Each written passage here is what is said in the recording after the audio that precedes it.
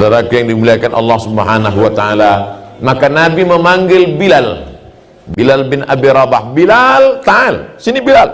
Ya, sami'tu dafana alaika baina yadayya fil jannah. Aku sudah dengar suara terompah selop sendalmu dalam surga. Kresek, kresek, kresek, kresek.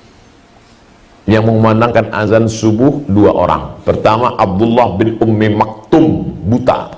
Yang satu lagi Bilal bin Rabah. Bilal, sini. Nanti bapak masuk ke Taman Raudhah. Ini mimbar, ini mihrab, ini ada tinggi di atas kepala. Disitulah Bilal mengumandangkan azan. Allahu Akbar, Allahu Akbar. Nabi memanggil Bilal. Aku dengar suara terompah selop sendalmu dalam surga. Apa amalmu Bilal? Aku tak pernah meninggalkan 2 rakaat salat wudu. Bagi yang belum melaksanakan, pulang dari sini nanti malam usolli sunnatal wudu raka'ataini lillahi ta'ala. Mana yang dulu Pak Ustaz? Tahiyatul masjid atau wudu? Tahiyatul masjid dulu. Habis tahiyatul masjid baru salat sunat wudu. Siapa yang salat sunat wudu dulu, maka otomatis tahiyatul masjidnya sudah. Karena tahiyatul masjid itu dilaksanakan sebelum duduk. Idza dakhala ahadukumul masjidah. Kalau kamu masuk masjid fala yajlis, jangan duduk hatta yusalli raka'ataini, sampai salat 2 rakaat. Kalau sudah duduk tidak ada lagi tahiyatul masjid. Maka pertama kali masuk tahiyatul masjid. Habis itu salat sunat wudu. Apa hubungan Bilal dengan persaudaraan Ustadz Somad? Seandainya yang dipanggil Nabi itu Ali. Hai Ali, sini. Aku dengar suara terompahmu dalam surga. Berarti kau sudah masuk surga. Ya nggak heran.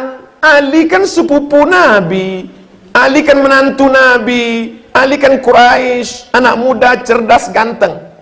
Andai yang dipanggil Nabi itu Utsman, aku dengar suara sendalmu dalam surga. Ya biasa aja. Utsman kan menantu Nabi. Utsman kan kaya. Seandainya yang dipanggil Nabi Umar, oh ya Umar karena dia tegap, gagah, perkasa. Seandainya yang dipanggil Nabi Abu Bakar, sini, aku dengar suara terompah sendalmu dalam surga. Ya Abu Bakar kan yang paling banyak mewakafkan hartanya. Pindah dari Makkah ke Madinah, semua biaya, ongkos transportasi, makan, konsumsi, biaya ditanggung oleh Abu Bakar Siddiq. Tapi yang dipanggil Nabi bukan Abu Bakar, bukan Umar, bukan Utsman, bukan Ali, tapi Bilal. Aku dengar suara sendalmu dalam surga. Padahal Bilal miskin, susah, melarat, budak, hamba sahaya, berkulit hitam, bukan Quraisy. Mesir, Nubia, Sudan. Mesir, Nubia, Sudan. Ada kampung kecil namanya Nubia, itu kampungnya Bilal bin Abi Rabah. Afrika Utara. Bapak Ibu tahu warna kulit orang Afrika Utara 2 saja, hitam dan hitam sekali. Banyak keluarga-keluarga saudara-saudara Bilal yang ada di Makkah, di Madinah, yang sesuku dengan beliau, orang Afrika. Itu yang dipanggil orang Afrika. Rambutnya kalau panjang sedikit, bulat-bulat seperti jagung, bibir tebal, hitam. Dia senyum, kita takut. Itu yang dikatakan Nabi. Apa makna terompahnya sudah masuk surga? Apa makna sendalnya terdengar di surga? Artinya dia dijamin Allah Ta'ala melalui wahyu kepada Muhammad SAW bahwa Bilal bin Abi Rabah masuk surga. Bukan karena kulitnya, bukan karena sukunya, bukan karena kastanya, tapi karena amal dan kesucian hatinya. Ternyata Bilal nampaknya kasar, rambutnya keribu, kulitnya hitam, tapi hatinya lembut luar biasa. Bilal berhati lembut.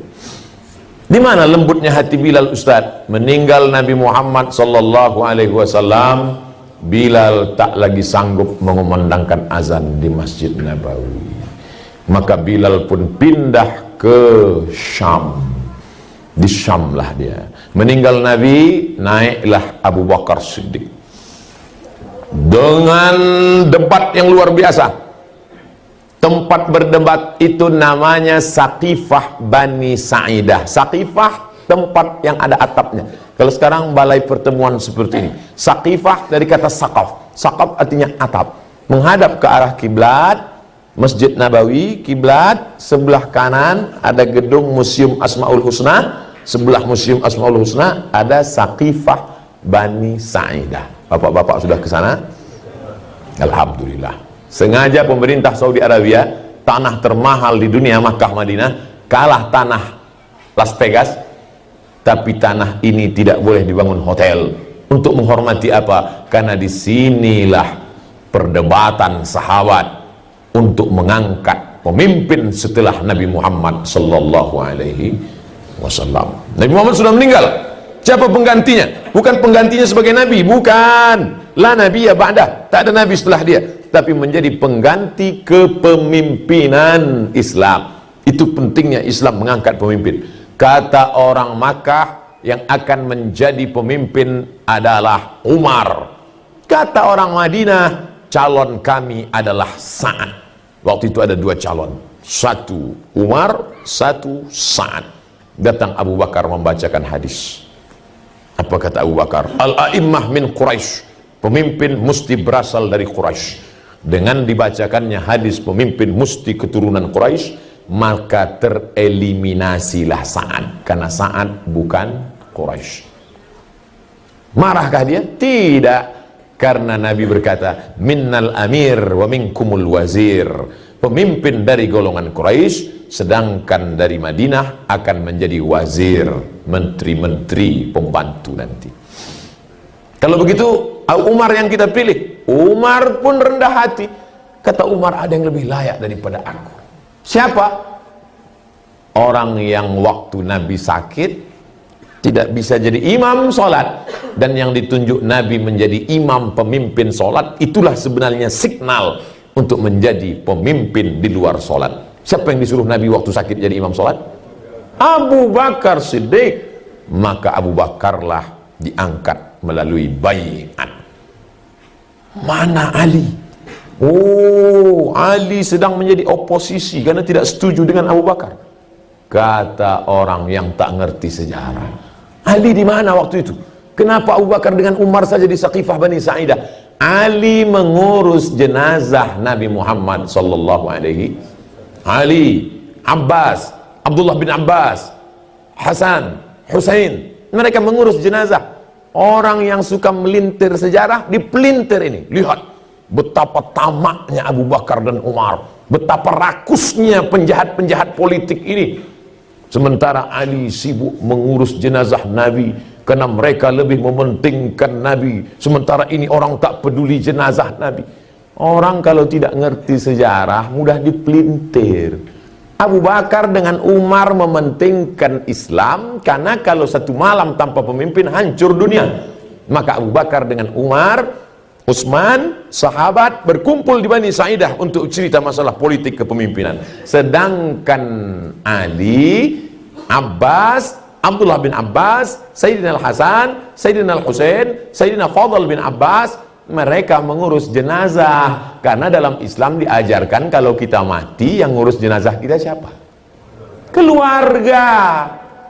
Pahami sejarah ini dengan baik. Bukan Abu Bakar dengan Umar tamak, rakus kekuasaan lalu meninggalkan jenazah Nabi. Mereka sudah bagi-bagi tugas untuk mengurus jenazah Nabi. Sayyidina Ali, Sayyidina Abbas, Sayyidina Abdullah bin Abbas, Sayyidina Fadl bin Abbas, Sayyidina Hasan, Sayyidina Husain, untuk mengurus masalah politik. Bukan mereka ada konflik, tidak ada konflik. Makanya kita dua-duanya kita sebut Allahumma salli ala Sayyidina Muhammad wa ala alihi wa sahbihi. Kita cinta keluarganya, kita juga cinta kepada sahabatnya. Ini penting supaya kita tidak dipelintir. Oh, itu cerita di Saqifah tuh Pak Ustaz. Ya, saya udah foto-foto di Saqifah.